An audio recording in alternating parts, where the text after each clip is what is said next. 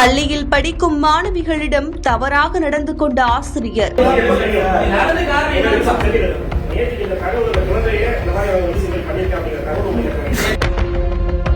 பள்ளி வேளையில் சரக்கடிப்பது, தகாத வார்த்தைகளால் பேசுவது போன்ற அட்டகாசத்தில் ஈடுபட்ட ஆசிரியர்.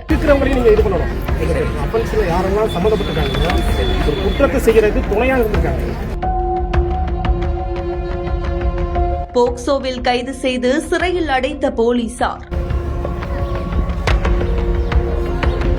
கரூர் மாவட்டம் குளித்தலை அருகே கடவூர் ஊராட்சி ஒன்றியத்தில் வரவணை ஊராட்சி ஒன்றிய நடுநிலைப்பள்ளி செயல்பட்டு வருது. இந்த பள்ளியில 1ஆம் வகுப்பு முதல் 3ஆம் வகுப்பு வரை பாடம் எடுக்கும் ஆசிரியர் திருச்சி மாவட்டம் ஐயம்பாளையத்தைச் சேர்ந்த 45 வயதான முருகன் என்பவர் பள்ளி வேளையில சரக்கடித்துவிட்டு தகாத வார்த்தைகளால் பேசி வருவதாகவும், மேலும் பள்ளி சிறுமிகளிடம் தவறாக நடந்து கொண்டு சீண்டலில் ஈடுபட்டதாகவும் மாணவிகள் தங்களுடைய பெற்றோர்களிடம் தெரிவித்ததை அடுத்து ஆசிரியர் முருகன் மீது நடவடிக்கை எடுக்க கோரியும் அவருக்கு உடந்தையாக இருந்த மற்ற ஆசிரியர்கள் தலைமை ஆசிரியர் மீது சட்டப்படி நடவடிக்கை எடுக்கணும்னு பெற்றோர்கள், ஊர் பொதுமக்கள் தரகம்பட்டி கரூர் நெடுஞ்சாலையில வரவணை பள்ளி முன்பு 100க்கும் மேற்பட்டோர் சாலை மறியலில் ஈடுபட்டாங்க.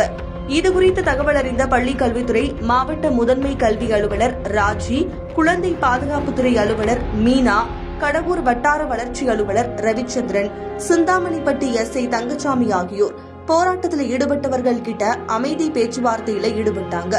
அப்போது பாதிக்கப்பட்ட குழந்தைகளிடமும் பெற்றோர்களிடமும் உரிய விசாரணை மேற்கொண்டு பள்ளி ஆசிரியர் முருகன் மீதும் அவருக்கு உடந்தையாக இருக்கும் தலைமை ஆசிரியர் மீதும் நடவடிக்கை எடுப்பதாகவும், ஆசிரியர் முருகனை பணியிட மாற்றம் செய்து அவர் மீது பணி நீக்கம் செய்ய நடவடிக்கை மேற்கொள்வதாகவும் உறுதியளித்ததை அடுத்து போராட்டத்தை கைவிட்டு பள்ளி மாணவ மாணவிகள், பெற்றோர்கள் அங்கிருந்து கலைந்து சென்றாங்க. இதுகுறித்து அரசு துறை அதிகாரிகள் விசாரணை மேற்கொண்டாங்க.